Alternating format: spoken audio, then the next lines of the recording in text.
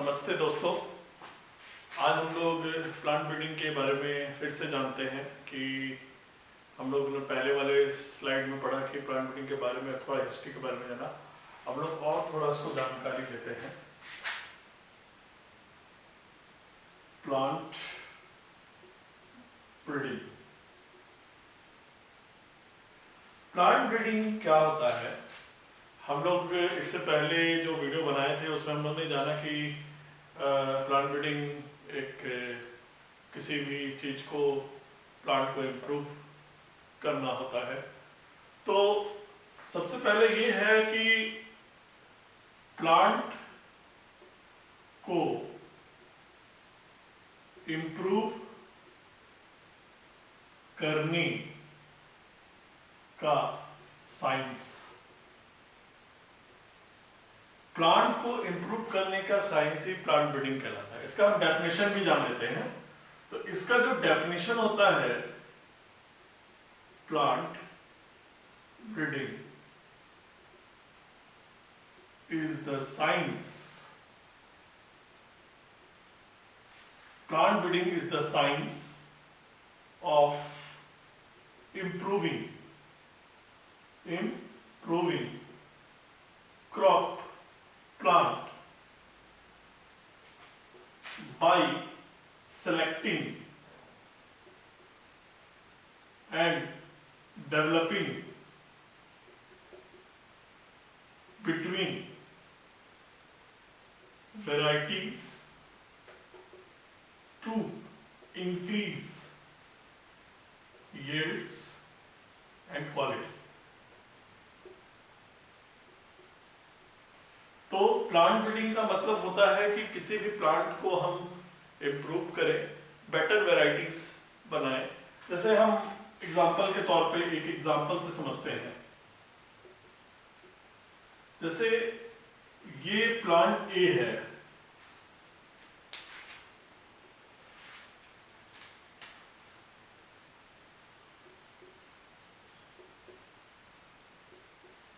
समझिए मैंगो मतलब आम का पेड़ है, ठीक है। तो मैंगो ट्री, तो ये प्लांट ए है जिसमें कि आम जो है वो मीठा है, लेकिन इसमें डिजीज जो है लग जाता है। इसमें क्या होता है, इसमें डिजीज लग जाता है। दूसरा जो है प्लांट बी है, उसमें क्या होता है कि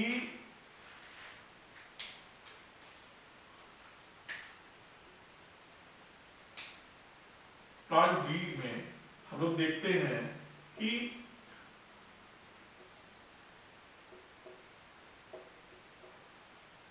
इसमें क्या होता है कि इसमें आम भी बहुत ज्यादा हो रहा है, इसमें ये स्ट्रॉन्ग भी है, बट इसके आम मीठे नहीं हैं। तो इसके जो आम हैं वो मतलब बहुत ज्यादा टेस्टी नहीं है, बट आम बहुत ज्यादा है, मात्रा बहुत ज्यादा है, अच्छा ग्रोथ अच्छा है। तो हम लोग क्या करते हैं, तो ब्रीडर इसमें क्या करेगा, एक प्लांट ब्रीडर क्या करेगा, तो इसको क्रॉस कराएगा। तो क्रॉस करा के वो देखेगा कि अब इस दोनों में जो पहला आम का पेड़ था जिसमें मीठा था बट उसमें डिजीज लग जाता था, बहुत ज्यादा स्ट्रॉन्ग नहीं था, तो उसने सेकंड के साथ जो जिसमें आम हो रहा था लेकिन वो मीठा नहीं था, तो उसने जब ब्रीड किया तो देखा कि उसमें उसके बाद जो एक वैरायटी बना, उसमें देखा कि आम ज्यादा हो गया। ठीक है, पहला पॉइंट आम ज्यादा हो गया। दूसरा पॉइंट टेस्टी हो गया,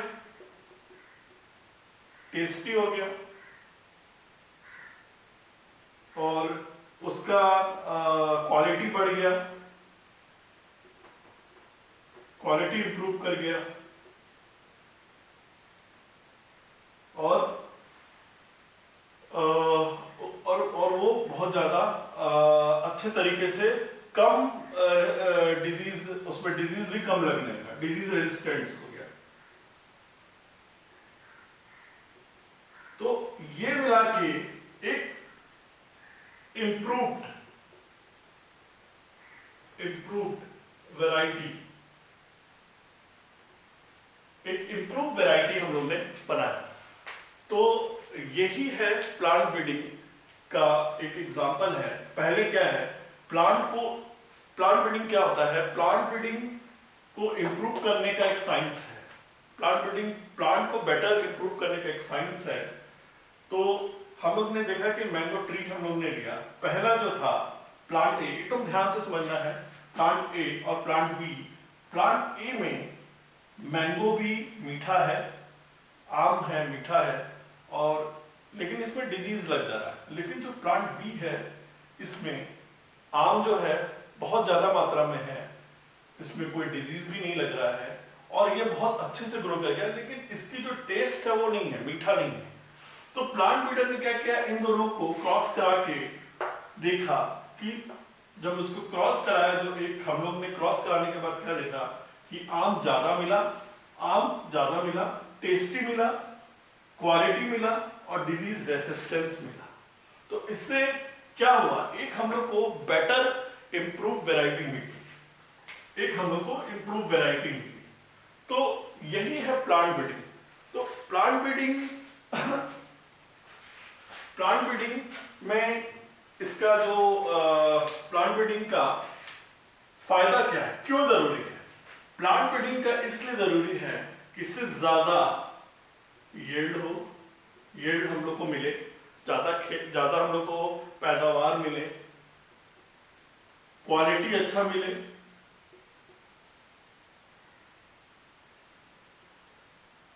ग्रोथ जल्दी करें, अच्छा हो, क्लाइमेट रेजिलियंस हो, और इकोनॉमिक इंपॉर्टेंस इसका हो, लोगों को इजीली अवेलेबल हो, क्वालिटी अच्छा मिले, इससे जो हमारे किसान भाई हैं उनकी फसल बढ़े,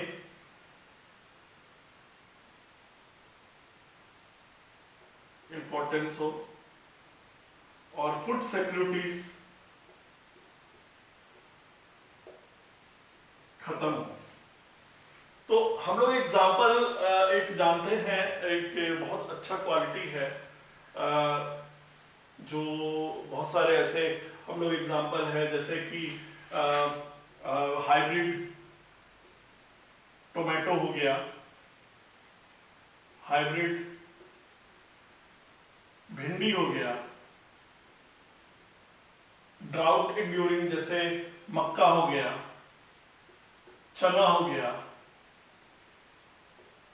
ये सब जो आज राजस्थान और कुछ मालदा के एरिया में भी पाए जाते हैं। और जो हम लोग ने देखा है कि चावल में कुछ सोनालिका हो गया, ये जो हाइब्रिड है, ठीक है, ये सब कुछ एग्जाम्पल हैं जो हमारे प्लांट ब्रीडिंग की ही मदद से बने हैं, आज प्लांट ब्रीडिंग का ही देन है। तो इसका भी एक बहुत ज्यादा इंपॉर्टेंस रहा है। और इसके बाद हम लोग ये जानेंगे कि थोड़ा सा हम लोग हिस्ट्री में चलेंगे। तो हम लोग पहले ये देखेंगे कि फूड गेन का जो प्रोडक्शन था इंडिया में,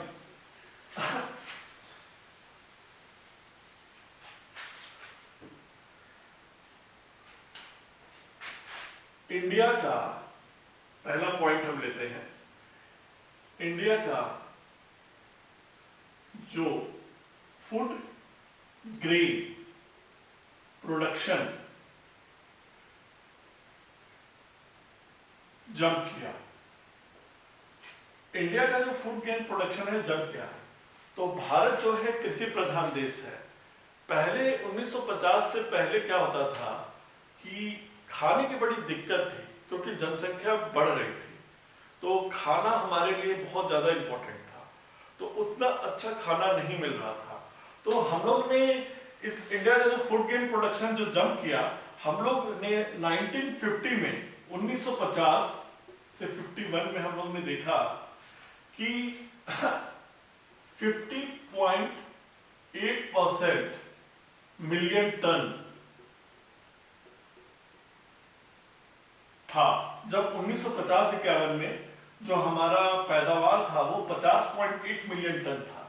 लेकिन जब ग्रीन रेवोल्यूशन आया उसके बाद 2007 और 8 में ये हो गया 30.6%, मतलब मिलियन टन।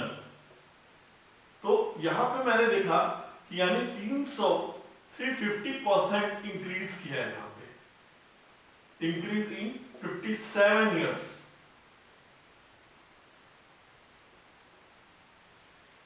तो इसमें क्या हुआ, इसमें हम लोग इस चीज को देख के हम क्या समझे, 1950 से 50 में जो हम लोग का जो यील्ड्स था उसका जो पैदावार था वो 50.8 मिलियन टन था, ठीक है। फिर उसके बाद 2007 में और 8 में ये 230 मिलियन टन 230.6 मिलियन टन हो गया, यानी 350% इंक्रीज इन 57 ईयर्स। तो इसमें हम लोग को ये समझ में आता है कि यहां पर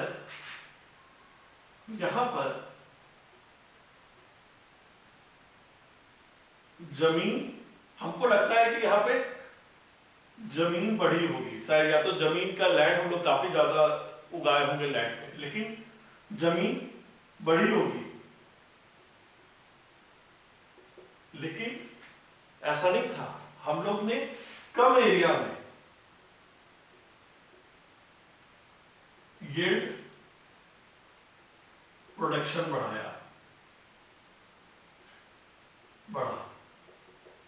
जमीन बढ़ा नहीं, यहाँ पे कम एरिया में हम लोग ने यील्ड का प्रोडक्शन बढ़ाया। तो हम लोग ने जो हमारा यील्ड बढ़ा, तो हम लोग ने यहाँ पर सबसे बड़ा जो था कि यहाँ पर यील्ड इंक्रीज किया, ये बहुत ज्यादा इंपॉर्टेंट है। तो अब हम लोग इसमें क्या हम देख लेते हैं, दूसरा पॉइंट हम लोग क्या समझते हैं कि जो कल्टीवेटेड एरिया होता है, अगर हम लोग कल्टीवेटेड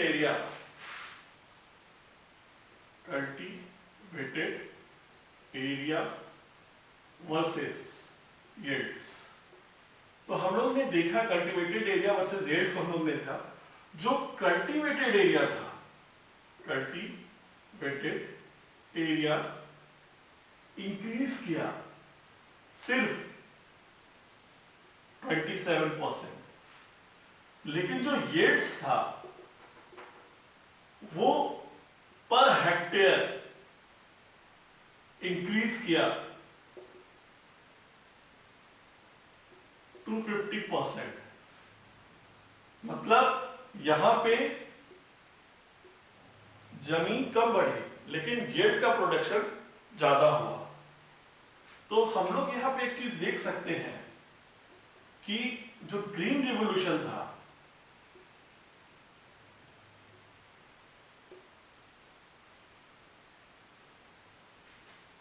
वो रियल रिवॉल्यूशन था,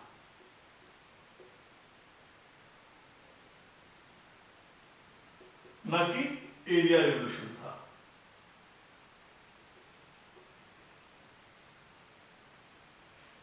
तो हमारा ग्रीन रेवोल्यूशन ये कहता है कि हम लोग कम जमीन पे ज्यादा पैदावार कर सके, तो ये हमारा था। तो यील्ड क्यों बढ़ा, ये भी हमको जानना पड़ेगा कि यील्ड क्यों बढ़ा, यील्ड बढ़ा क्यों। तो यील्ड क्यों बढ़ा, यील्ड बढ़ने के तीन मेन रीजन है।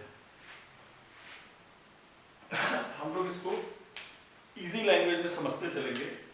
यील्ड बढ़ने के तीन मेन रीजन है।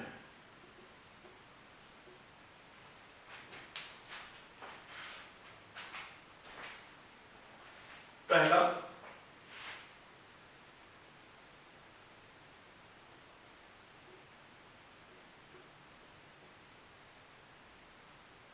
जो यील्ड बढ़ने के तीन मेन जो रीजन है हमारे, तो हम लोग इसको देख सकते हैं, वो है कि इंक्रीज क्वांटम इनपुट्स। पहला है increase quantum of inputs, better management practice और इंप्रूव्ड क्रॉप वैरायटीज।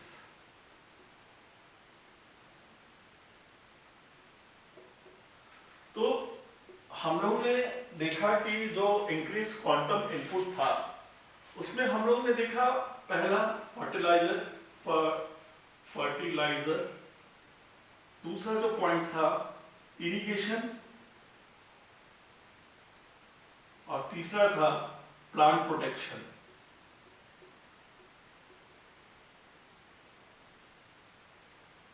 फर्टिलाइजर जो है वो हम लोग इसमें जैसे हम लोग यूरिया है जो यूरिया का काम क्या होता है, यूरिया नाइट्रोजन प्रोवाइड करता है। यूरिया जो है वो नाइट्रोजन प्रोवाइड करता है,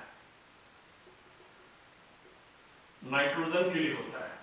तो ये क्या करता है, यूरिया पत्तियां जो होती हैं उनको ग्रोथ में मदद करता है। तो यूरिया जो होता है पत्तियों की ग्रोथ में मदद करता है। दूसरा होता है डीएपी, डाई अमोनियम फॉस्फेट। ये क्या होता है, नाइट्रोजन प्लस फॉस्फेट। और तीसरा होता है एमयूपी, ठीक है। और इरिगेशन में क्या होता है, इरिगेशन में एक होता है सरफेस इरिगेशन, दूसरा होता है डीप इरिगेशन और तीसरा होता है स्प्रिंकल इरिगेशन और चौथा होता है सबमर्ज मतलब सब सरफेस इरिगेशन।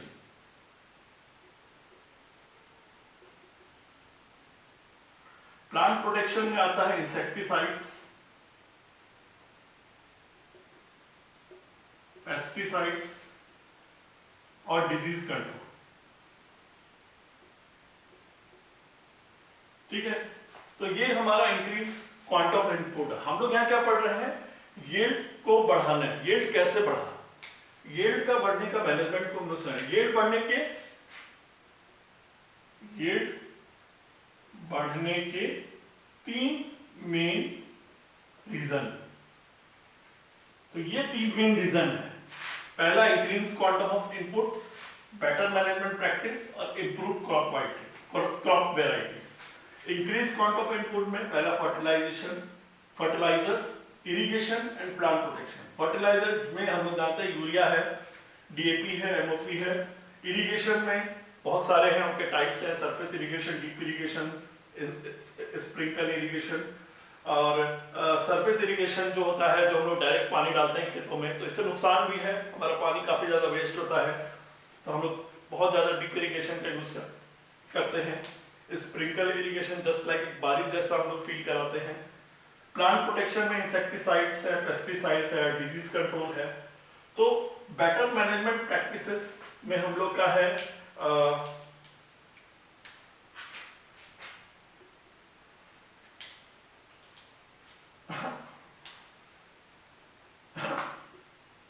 इसमें हम लोग का है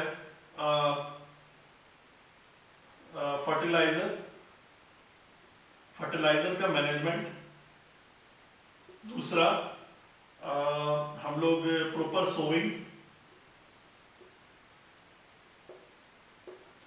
का मतलब ये हो गया कि हम लोग किस तरह से मिट्टी को किस टाइम पे डाल रहे हैं, किस वक्त डाल रहे हैं और कैसे डाल रहे हैं, ये बहुत जरूरी है। तीसरा जो होता है हम लोग का क्रॉप मैनेजमेंट। क्रॉप मैनेजमेंट में हम लोग बीज डालने से लेके हार्वेस्टिंग तक हम लोग को उसका प्रॉपर उसका ध्यान रखना पड़ता है। हम लोग को इसमें ये ध्यान देना पड़ता है कि लैंड कौन सा एरिया है, वहां पे प्रॉपर तरीके से मिट्टी को हम लोग को सही तरीके से उसका मैनेजमेंट देखना पड़ता है। तो ये 3 हो गया। और इम्प्रूव क्रॉप वैरायटीज में हो गया जैसे कि इसमें हम लोग ले सकते हैं इंक्रीज, इम्प्रूव क्रॉप वैरायटीज में हम लोग ले सकते हैं कि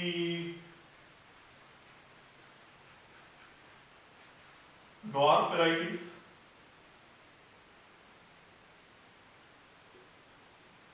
और हाई यील्डिंग क्रॉप्स। छोड़ो इसको इस साइड देख लेता हूं, HIGH, हाई यील्डिंग वैरायटीज और dwarf varieties. High yielding varieties मतलब कि इसमें बहुत सारे ऐसे हैं जो कि H, Y और V, मतलब ये बहुत ही अच्छे किस्म के वैरायटीज हम लोग ने बनाए इससे बहुत से। और ड्वार्फ वैरायटीज है जो हम लोग बहुत ज़्यादा ये हाइटेड नहीं होता है, बहुत कम हाइटेड रहता है, लेकिन ये हर तरह का प्रॉब्लम को झेल जाता है। जैसे कि ये पेस्टिसाइड्स को, फर्टिलाइजर का यूज अच्छे से कर लेता है और प्रॉपर तरीके से इसको हम लगाते हैं और इससे बहुत ज़्यादा यील्ड की पैदावार ज़्यादा बढ़ी है। और अभी जो प्लांट ब्रीडिंग यहीं से स्टार्ट हुआ, से एक तरह से कहा जाए स्टार्ट हुआ इसी वैरायटीज की वजह से। जैसे हम लोग वीट जो है, सबसे पहले हम लोग वीट पे काम किए थे, तो ये हमारा यील्ड का बढ़ाने का 3 मेन रीजन है। तो हम लोग इसको एक बार फिर से समझ लेते हैं। यील्ड बढ़ाने के 3 मेन रीजन है। Increase quantum of input, fertiliser है, इरिगेशन है, प्लांट प्रोटेक्शन है, बेटर मैनेजमेंट प्रैक्टिस है, फर्टिलाइजर का मैनेजमेंट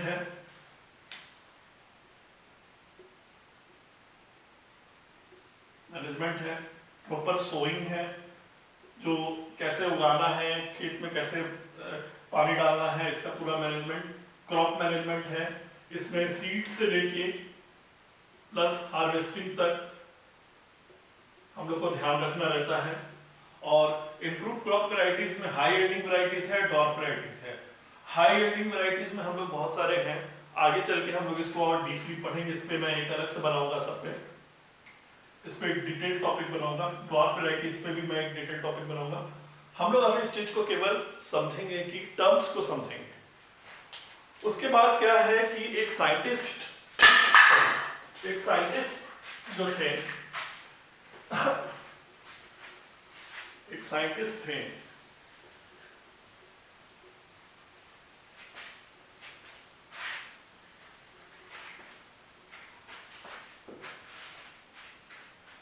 आरबी सिंह का इसमें कंक्लूजन था। RB Singh, doctor RB Singh. तो डॉक्टर आरबी सिंह का पूरा नाम था डॉक्टर राम बदन सिंह। इन्होंने एवरग्रीन रेवोल्यूशन पे काम किया था। रेवोल्यूशन पे इनका बहुत ज़्यादा रहा था, क्योंकि बहुत ज़्यादा मिट्टी खराब हो रही थी ग्रीन रेवोल्यूशन पे। ग्रीन रेवोल्यूशन पे भी एक मैं वीडियो बनाऊंगा, बहुत डिटेल वीडियो बनाऊंगा। तो केवल हम लोग बस ये जानते हैं। तो इनका जो आरबी सिंह का कंक्लूजन था, तो इनका जो कंक्लूजन था, एशिया पैसिफिक रीजन में सेरल्स का जो प्रोडक्शन है वो इंक्रीज किया। एशिया पैसिफिक रीजन में सेरल्स का प्रोडक्शन जो था वो इंक्रीज किया। रीजन यही था कि यहाँ पे यील्ड इंक्रीज किया था। ये था 1961 से 87 के। तो इसमें एशिया पैसिफिक रीजन में सेरल्स का प्रोडक्शन इंक्रीज किया था। यानी यहाँ पर हम लोग को यही लगा कि यहाँ पर जो भी है वो mainly due to yield increase, यानी पर यूनिट एरिया। तो 1977 से 87 में 100% यील्ड इंक्रीज हुआ।